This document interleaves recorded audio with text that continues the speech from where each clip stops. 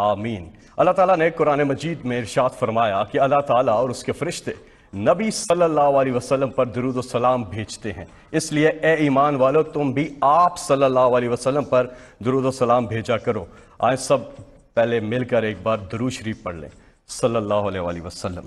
دیار عشق میں اپنا مقام پیدا کر، نیا زمانہ صبح و شام پیدا کر، میرا طریق امیری نہیں فقیری ہے، خودی نہ بیچ غریبی میں نام پیدا کر۔ علامہ اقبال کے ان اشعار سے ہم نے آج کی اس پروگرام کا آغاز کیا ہے۔ اب میں وزیر اعظم پاکستان عمران خان صاحب سے درخواست کروں گا کہ وہ نوجوانوں کے نام ایک اہم پیغام دینے والے ہیں۔ بسم اللہ الرحمن الرحیم۔ ایاک نعبد و ایاک نستعین۔ میں آپ کی ٹیلی فون کالز کا بعد میں جواب دوں گا۔ سب سے پہلے میں اپنی قوم کے نوجوانوں سے کوئی 5 منٹ بات کرنا چاہتا ہوں۔ میں اس لیے اپنے نوجوانوں سے بات کرنا چاہتا ہوں کہ یہ جو اس وقت پاکستان ایک فیصلہ کن وقت پہ کھڑا ہے، اس میں آپ کے مستقبل کہ کس طرح کا پاکستان بنے گا، یہ اصل میں اس مستقبل کی جنگ ہے۔ اس میں آپ سب کو پتہ ہونا چاہیے کہ 2 راستوں پہ جا سکتا ملک۔ جس طرح آپ جب نماز پڑھتے ہیں تو آپ اللہ سے صرف ایک ہی چیز مانگتے ہیں کہ اللہ ان کے راستے پہ لگا جن کو تو نے نعمتیں بخشی، ان کے راستے پہ نہیں جو اپنے تباہی کے راستے پہ نکل گئے۔ تو قوموں کی زندگیوں میں بھی قوم انسانوں کی قوم ہوتی ہے نا، انسانی قوم بناتے ہیں۔ تو قوموں کی زندگیوں میں بھی یہ فیصلہ کرنا پڑتا ہے کہ ہم نے ایک تباہی کے راستے پہ جانا ہے یا اس راستے پہ جانا ہے جو مشکل بھی ہوگا، جس میں ہر قسم کی آزمائشیں آئیں گی، لیکن وہ ہماری عظمت کا راستہ ہے۔ اور وہ ہمارے نبی صلی اللہ علیہ وسلم نے، میں لوگوں کو اس لیے مدینہ کی ریاست کی بات کرتا ہوں کیونکہ وہ اللہ نے ہمیں حکم اس لیے دیا کہ ان کے راستے پہ چلو، کیونکہ مدینہ کی ریاست ہمارے نبی صلی اللہ علیہ وسلم کا راستہ تھا ہماری بہتری کے لیے، کیونکہ وہ ایک دنیا میں ایک بہت بڑا انقلاب آیا تھا۔ میں نوجوانوں سے بات کر رہا ہوں، آپ ضرور سٹڈی کریں کہ یہ کیا ہوا تھا دنیا میں، تاریخ کا حصہ کہ 622 سے لے کے 632 میں ایک ایسا فکری انقلاب آیا تھا کہ وہ انسان جن کی حیثیت ہی کچھ نہیں تھی وہ دنیا کی امامت کرنا شروع کر دیا۔ یہ ہسٹری ہے، یہ میتھولوجی نہیں ہے، یہ کوئی کہانیاں نہیں ہیں، یہ انسانی ہسٹری کا ایک چیپٹر ہے کہ 10 سالوں میں انہوں نے انسانوں کو بدل دیا تھا۔ صرف کوئی 12 سے 1400 لوگ مرے تھے اس پیریڈ میں، 10 سالوں میں۔ جنگوں میں 12 سے 1400 لوگوں سے زیادہ نہیں مرے، لیکن وہ فکری انقلاب تھا، انسان چینج ہو گئے۔ اور وہ کیوں، کیسے چینج ہوئے، وہ اگر آپ نبی صلی اللہ علیہ وسلم کی زندگی پڑھ لیں، ان کی سیرت پڑھ لیں، تو آپ کو سمجھ آئے گی کہ وہ لوگ چینج کیسے ہوئے۔ آج جو پاکستان کی پولیٹکس ہے، 25 سال پہلے میں نے جو شروع کی تھی، وہ آج ادھر پہنچ گئی ہے کہ آج ساری قوم نے اس فیصلہ کرنا ہے کہ ہم نے کدھر لے کے جانا ہے اپنے ملک کو، کیونکہ آپ کے ہاتھ میں، اور نوجوانوں آپ کے ہاتھ میں ہے۔ کیونکہ آپ نے، اگر آپ رائے حق پہ کھڑے ہوں گے جو اللہ کا حکم ہے، سیدھا راستہ رائے حق ہے۔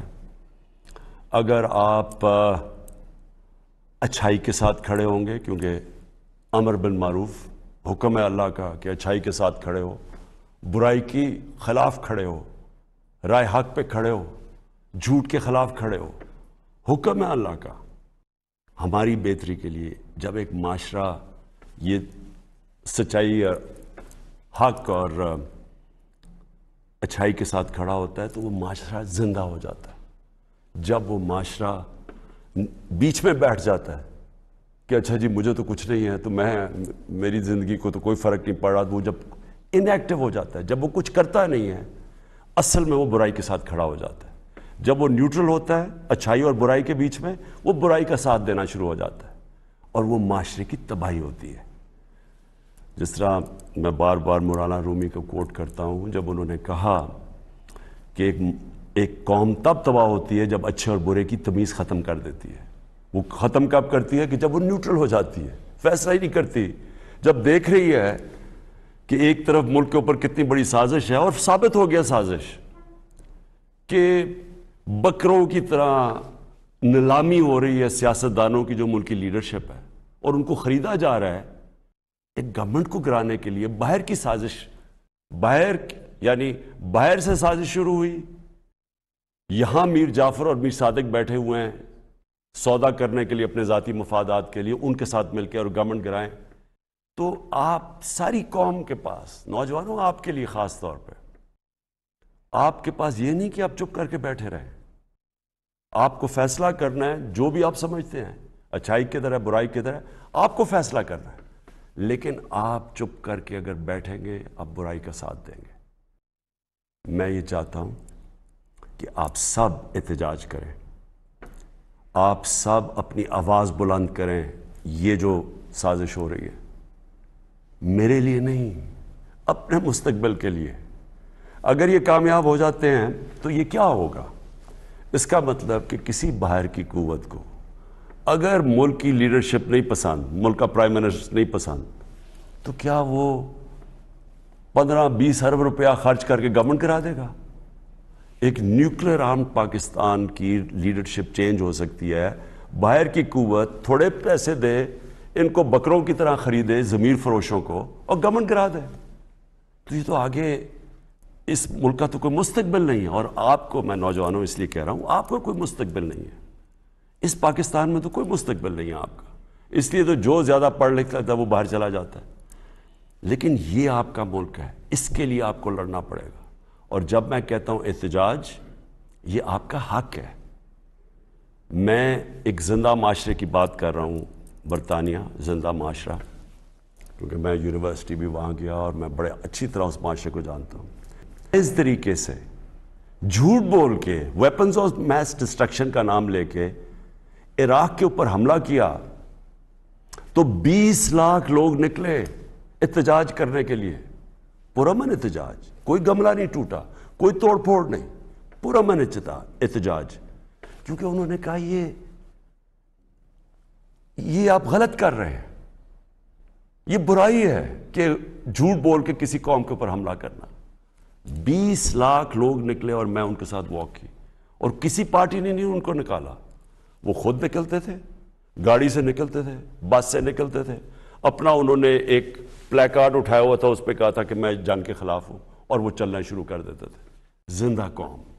یہ اللہ کا حکم ہے آپ کو, امر بن معروف, کہ آپ اچھائی کے ساتھ کھڑے ہوں گے اور آپ اپنے مستقبل کو بچانے کے لیے کھڑے ہوں گے.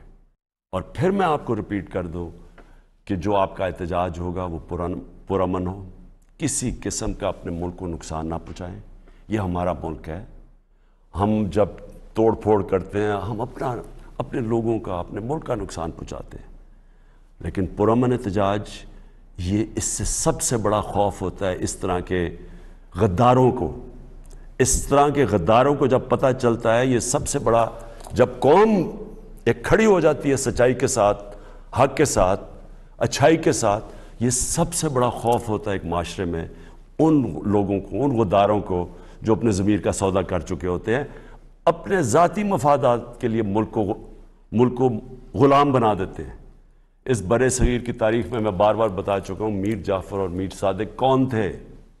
ایک نے, میر جعفر نے انگریزوں کے ساتھ مل کے ایک مسلمان جو حاکم تھا سراج الدولہ, اس کو میر جعفر نے انگریزوں کے ساتھ مل کے گرایا. اس کو فائدہ ہوا ذاتی طور پہ, اور قوم ان کی غلام ہوگی. اور جو مشکلات گزری وہ بنگال کے, اس کے بعد آپ تاریخ پڑھیں, جو لوگوں کا انہوں نے خون چوسا. اور اسی طرح ٹیپو سلطان کو گرانے والا انگریزوں کے ساتھ مل کے میر صادق تھا. تو کبھی تاریخ ان کو نہیں بھولی, ان غداروں کو. اور تاریخ, میں یہ چاہتا ہوں کہ تاریخ ان غداروں کو نہ بھولے. پاکستان کی تاریخ یہ سمجھتے ہیں کہ جی لوگ تھوڑی دیر میں بھول جائیں گے. آپ کی ذمہ داری ہے نوجوانوں, آپ نے ان کو بھولنے نہیں دینا کہ جس طرح کی انہوں نے بے شرمی سے غداری کی ہے اس قوم کے ساتھ. ثابت ہو گیا کہ یہ باہر سے پوری سازش تھی، یہ ثابت ہو گیا. ہمارے پاس نیشنل سیکورٹی کمیٹی نے، کیبنٹ نے، سب نے وہ ڈاکیومنٹ دیکھ لیا ہے. پارلیمنٹ کی جو سیکورٹی کمیٹی کی کمیٹی ہے اس نے یہ دیکھ لیا ڈاکیومنٹ.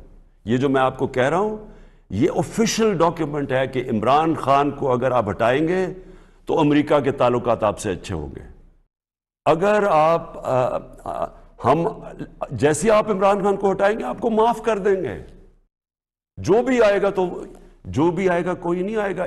ان کے ساتھ سازش جن کے ساتھ ہوئی پہلے سے ہی پتا ہے کہ عمران خان ہٹے گا تو وہ شہباز شریف جو اچکن سروائی ہوئے وہ پہنچ جائے گا، جس کے اوپر اربوں روپے کے چوری کے کیسز ہیں، وہ پہنچ جائے گا اور اس کے بعد ہمارے تعلقات ٹھیک ہو جائیں گے. یعنی کہ وہ وفاداری سے ہماری غلامی کرے گا. اس نے کل ٹی وی پروگرام میں کہہ بھی دیا ہے بیگرز آر ناٹ چوزرز. اس کا کیا مطلب ہے کہ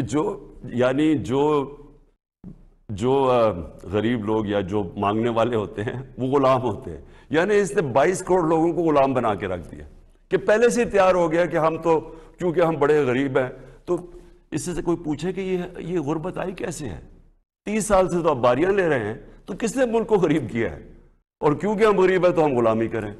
ان کا وہ ایک خواجہ آج سے وہ سٹیٹمنٹ دیتا ہے کہ جی پاکستان لائف سپورٹ مشین پہ ہے اس لیے ہمیں امریکہ کی غلامی کرنی پڑے گی.